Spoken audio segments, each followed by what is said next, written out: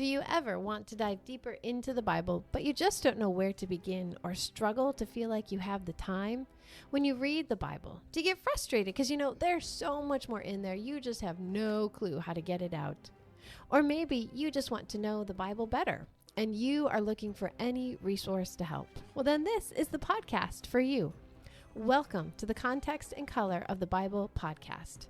We're two sisters. I'm Erica. She remembered. I did. I'm Veronica. We love to study the Bible and we love to help others understand it better. When it comes to our own study of Scripture, we have found that in bringing back the context of Scripture, it actually adds to our understanding. It adds color to the black and white pages of the text. Well, Veronica. Yeah. It's 2023. Oh, you're right. It's hard to remember to write that, to think about writing that on checks. Right? You write checks these days? Every once in a while. I gave you a check. I know you did. Yes. For the first few months, I always find myself writing the wrong year. Yes. Or when you go to the bank. Yes. Bank slips. Yes. Yeah. I wonder if banks are used to that. Like January, February, Yep. we just kind of understand. Yeah, that's true. It's weird to think we're halfway through January already. Yes. But not in reality. Not in reality. In reality, we're only on December 14th. Right. Oh, your birthday's in 2 days. That's right. Yep. Yeah. You're going to get white pizza? No, they're gone. Oh, that's right. Erica's favorite restaurant. Right. One of her favorite. Retired. Yes. So, yes. But my husband is taking me out. Okay. Well, Yes. good. Mhm. So hopefully in real time when we're listening to this, you had a good birthday date. Yeah. I'm sure I will. Yes. But right now we are jumping into Esther chapter 7. Right. We left off last week as Haman's kind of on this conveyor belt. Yes. Invisible hands are pushing him along. He's being rushed toward his doom, and there's nothing he can do to stop it. He's heard his wife speak something to him, Right. which she gave him a gloomy last Right. final words. What? Since Mordecai, before whom your downfall has started, is of Jewish origin, you cannot stand against him. You will surely come to ruin.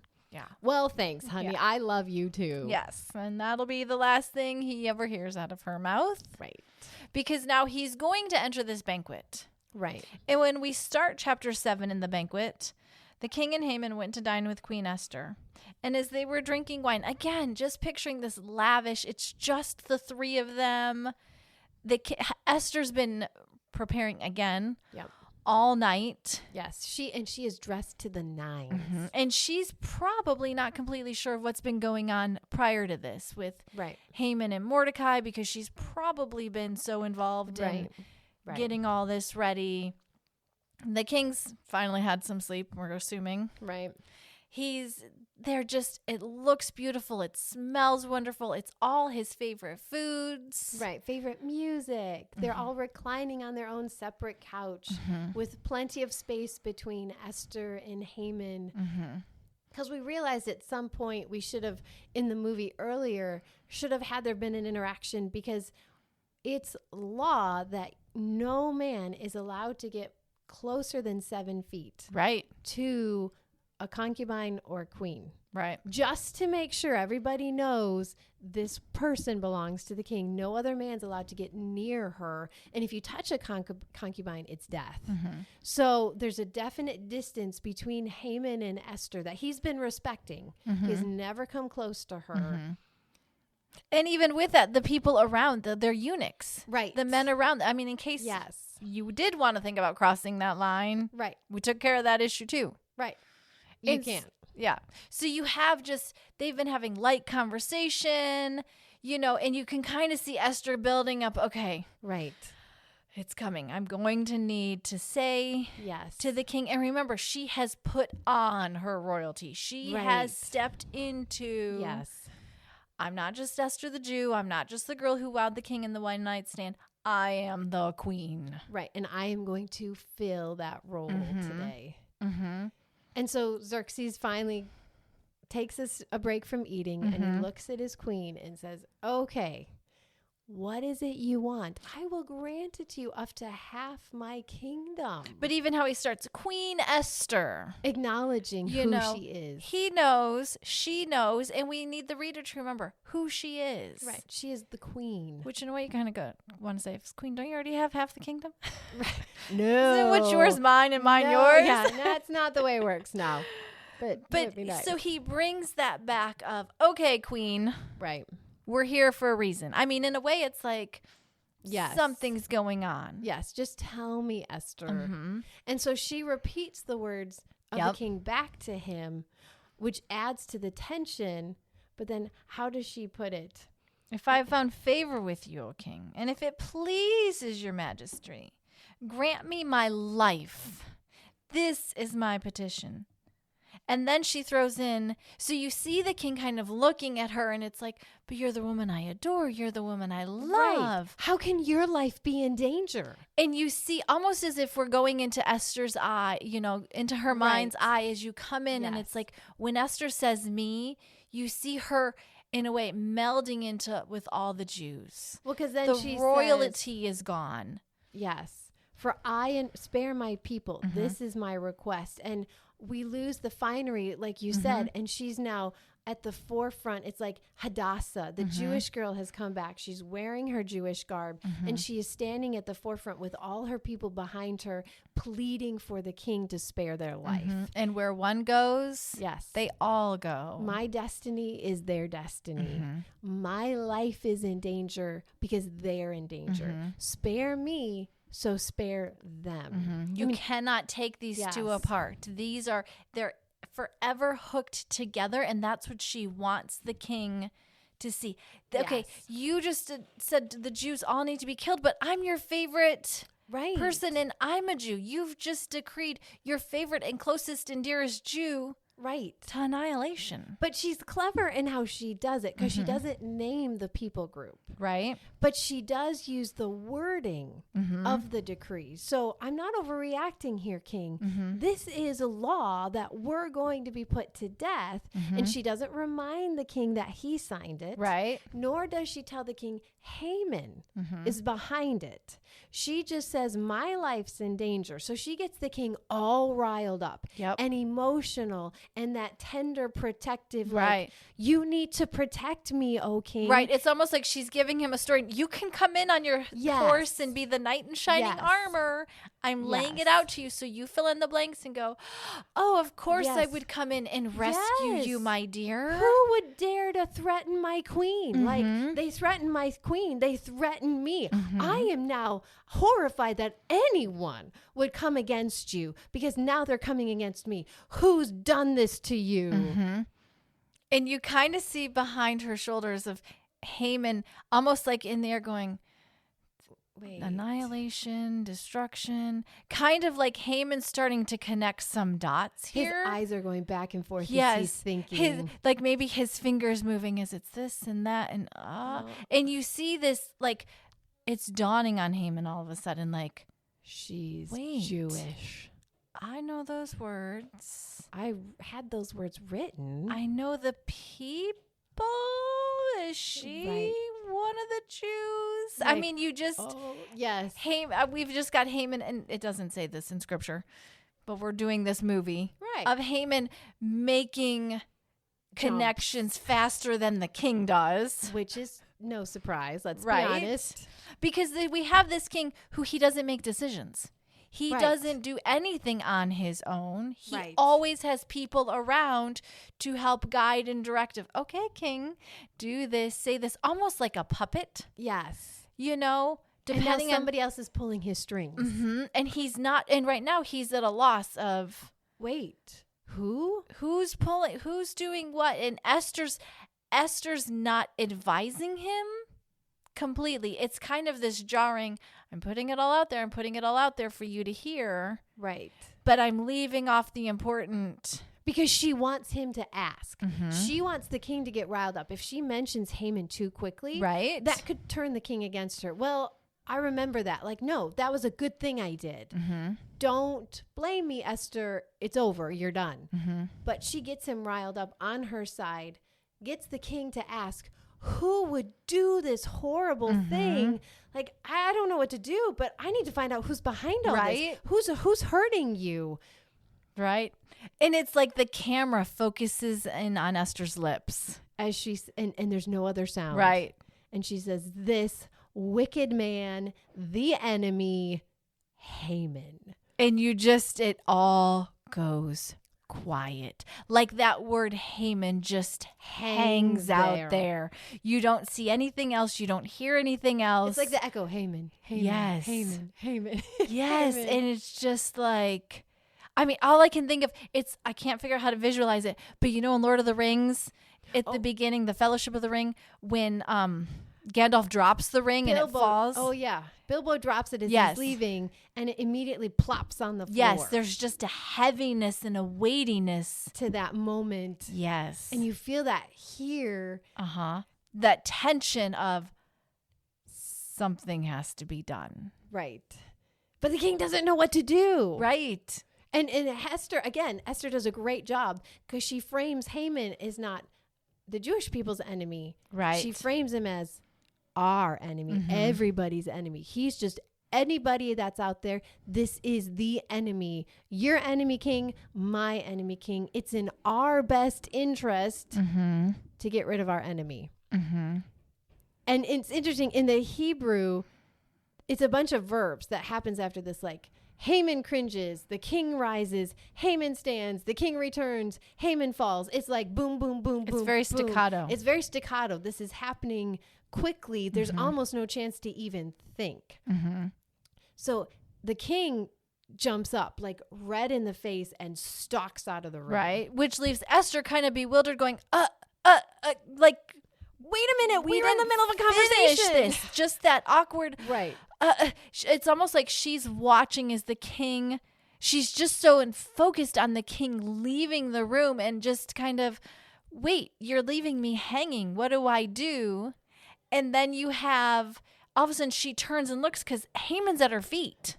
Yes. You know, he's groveling. He's begging for his life. Haman realizes that, sorry, my son just looked in the window, Micah. Totally threw me for a minute. Haman realizes his life is in danger, that the king is reacting as a husband. Right. And feeling for his wife, and that Haman's in trouble. So he breaks all royal protocol. Like, once the king left the room, Haman should have left the room. Right. Haman should not have stayed in a room alone with the queen, nor should he get close to her and then touch her on top of it. Like, his life is forfeit simply for that action alone. Right. But that's how desperate this man gets.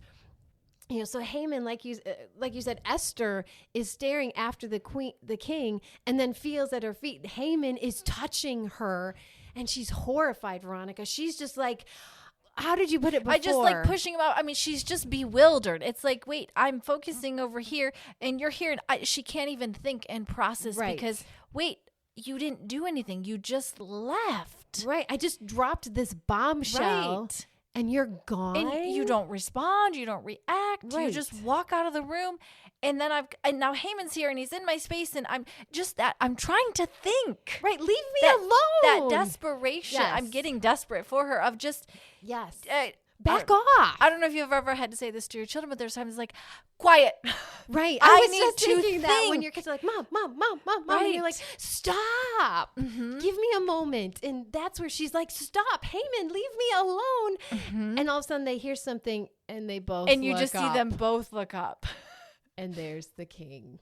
And Haman's touching and near her, and she's like pushing him. But is she pushing? I mean, where's her hand? Does he think I'm pushing him off, or does he think I'm welcoming this? What does the king think? I mean, just from Esther's perspective of, I didn't ask for this. Right. Like, I didn't invite this.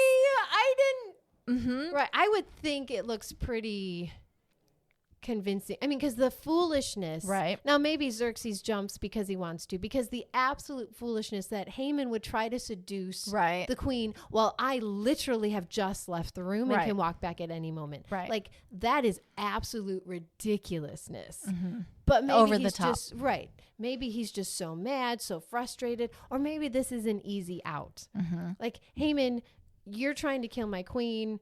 I need to get rid of you.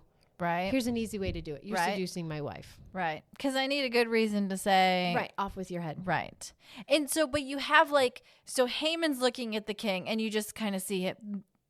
If the blood hasn't already drained from his face, if he hasn't already like turned white, Right. it's getting worse. Because Esther did such a good job. She's basically told the king, choose between me or Haman. Mm-hmm. Mm-hmm. It's him or me. Your choice. And so you see the king, I mean, he walked out. We don't know why, Right. but he comes back in. He sees this and he gets mad. You see him getting enraged of, Right. this is the queen. How dare you? Right. But he's grasping because this is a king who's not used to making decisions on his own. Right. So you almost see him like looking around like, What do I somebody do? tell me what to Help me. I normally count on Haman or Esther or somebody else to tell me what Right. to do, and they can't. So it's almost like he's panicking. Those eyes are just darting to and fro. Right. Like, What do I do? Somebody fill in the blanks.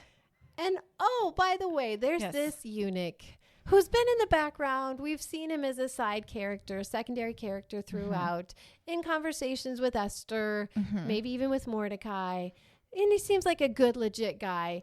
And he decides, for whatever reason, Right. to take this moment to step forward and say, oh, by the way, King, I just wanted to tell you that Haman wanted to kill Mordecai, the man who saved your life. Yeah, Haman has a big gallows set up for him. I just thought you might want to know that, okay? I mean, talk about another huge coincidence. Right. Right. That Harbona just gives the king the best lifeline ever. Right. Hey, king, did you need something to do? Because You look like you're floundering. Can I help you? Yeah.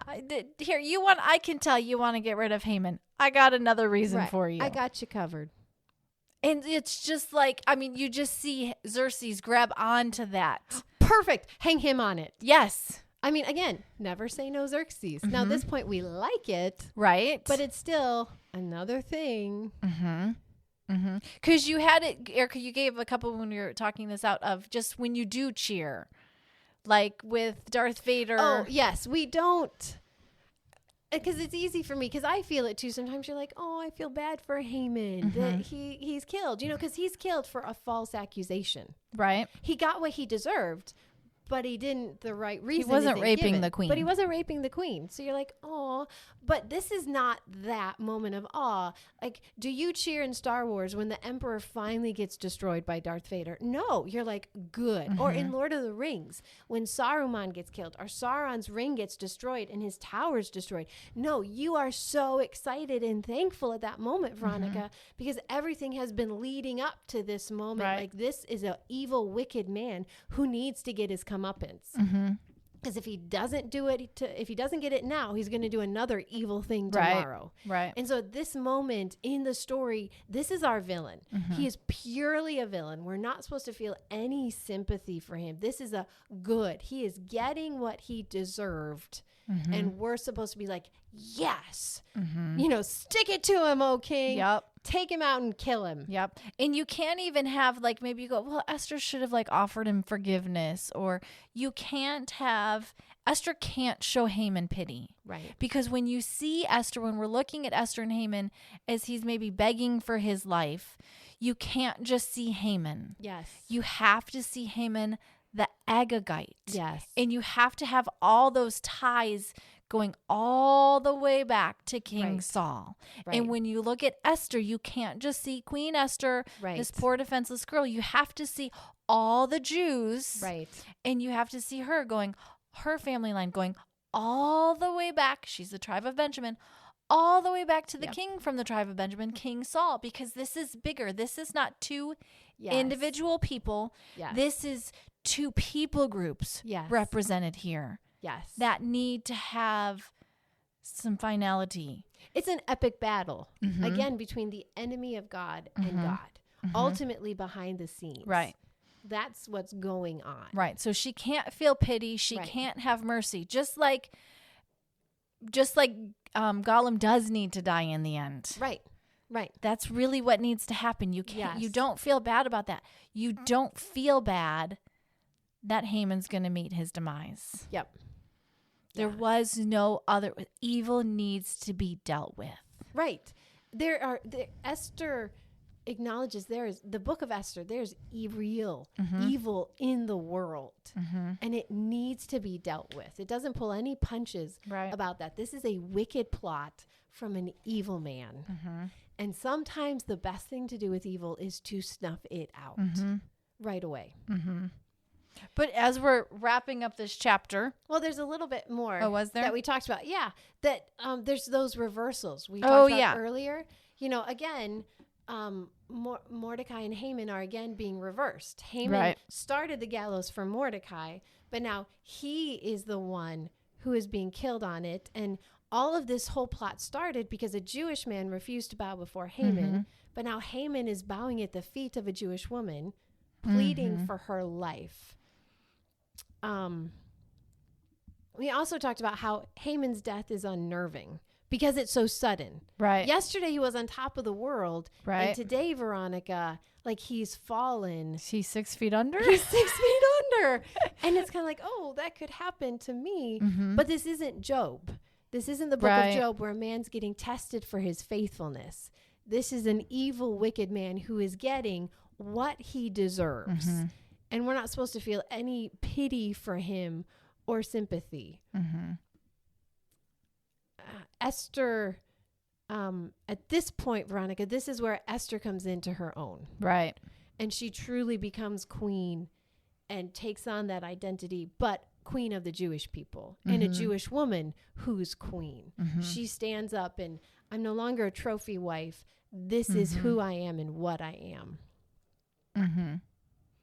So those reversals we need to remember. Because we keep coming back to all those reversals. Right. That's part of this whole book is the reversals of how God takes. But that's what I love. Here's how God takes something that's ordinary events of life and turns it around. You know, and God can use mighty miracles to deliver his people. And we've seen God do that. Right. But if you turn it around, God can use ordinary everyday actions. Right. You know, last week, the sleepless night. Right. You know, you have God doing, he's so great and so powerful. Yeah, he can do the miracles and the amazing blow you away things. Right. Or we can have ordinary everyday things that he works through. I mean, all of this started because the king had a sleepless night. Right. You know, what if the king hadn't been reminded right away of Mordecai's faithfulness? Right. What if, I don't know. I mean, there's a lot of what ifs you can always go through, but God works through the ordinary events to bring about his will and his plan, even when we don't see it. We've been hanging out there this whole time. Where's God? Right. Where's God? Where's God? Well, this is the moment where we start to go, oh, he's there, but he's working behind the scenes. In the little decisions all of these people are making. He is so big, Veronica. He is so amazing. He can take these little decisions day to day that's being made and turn them up and put them into his plan and make his plan come out at the end. And turn it all around. And turn it all around and reverse it and make it good and make it work for the good of his people and his honor and his glory. God is there. But it's in the behind the scenes there, which is often how we live our lives. Right. Like rarely do we get a Red Sea moment. Right. Or Daniel in the lion's den. Right. Or Jonah with the fish. More often it's there's a sleepless night. I couldn't sleep and I prayed for so-and-so. And guess what? The next day so-and-so said, I had a really hard night last night, but God did this. Or I made this decision because it was the most logical decision. And then I look back and go, it started me down a path that I never would have imagined. But if I hadn't taken that first step, it was there. Right. Somebody offered me a job. Somebody said, hey, I just need help doing this. And I went, oh. Right. I went to this school or I walked down that street, whatever. Right. I was talking to a friend recently and her family's making some big decisions and she says, but if it goes wrong, like but I don't know what's right or wrong in the Right. decision. But if the outcome isn't what we hoped for, our decision might make things harder. And it's like, but you did What this God is called you to do. You did what God called you to do. Mm-hmm. You have to trust him for the outcome. Mm-hmm. Yeah, maybe the outcome isn't exactly what you thought, Mm-hmm. but you did what you believed was the right thing to do, Right. because there was no right or wrong. Right. This was gray. We have to learn to make these decisions, praying for wisdom, Mm-hmm. looking for help from others wiser than ourselves, definitely. Mm-hmm. And then making the decision and moving forward. Yep. And trusting God in the outcome. Yep. Yep. That's why we thought Esther was such a good follow-up to Jonah. Right. Because we probably are more like Esther Yes. with God working behind the scenes Yep. than so. So And hopefully you're obvious. not outright disobeying God like Jonah was. Because then you might want to stay away from the water. I know. Or Nineveh. Or Nineveh. Yes. But so hopefully you've enjoyed this conversation. Well, at the end, remember? Nope. How we were Clearly, I'm not remembering Clearly we any don't. of the end. That's all right. To end our movie scene, Oh, yeah. Xerxes Oh, yeah. says, hang him on it. Yep. And we just seen Haman getting pulled out by his servants and the Mhm. door shuts. Yep. But we're reminded even the death of Haman doesn't completely end the conflict. Right. Because where do we focus on? We've To got end our that scene. idea of Saul. Is that where we're focused? Oh. The calendar. Oh, yeah. Wow. I've really forgotten all of this. That's all right. Yes. That's fine. No, the idea of, okay, the door closes. And this was even my idea. It was, yes. The calendar, because we still have that edict and that proclamation. Like you see the proclamation and the month of Adar just circled. Right. Just because Haman's been dealt with, Yes. his evil plans are still in full force. Right. So we've done step 1, but we have Right. step 2. That edict is still hanging Yep. out there to destroy, kill, annihilate the Yep. Jewish people. Just because Haman's gone doesn't mean the problem is solved. right. So we will solve that problem. In the next couple weeks. That's right. All right. Now are we really done? Did I forget think so. anything else? I think we're good. Okay. Should have written that. Man. All right.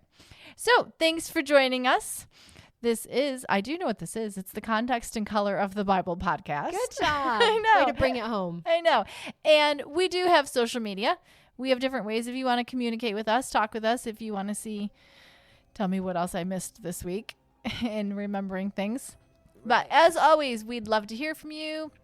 But also, we want you to spread this. Mm-hmm. This has been a fun story to tell. Right. So, hey, maybe you've got a friend who's like, you know what? I don't know where God is.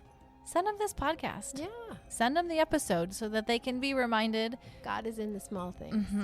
So, thanks for joining us, and we'll talk to you next week. Bye-bye.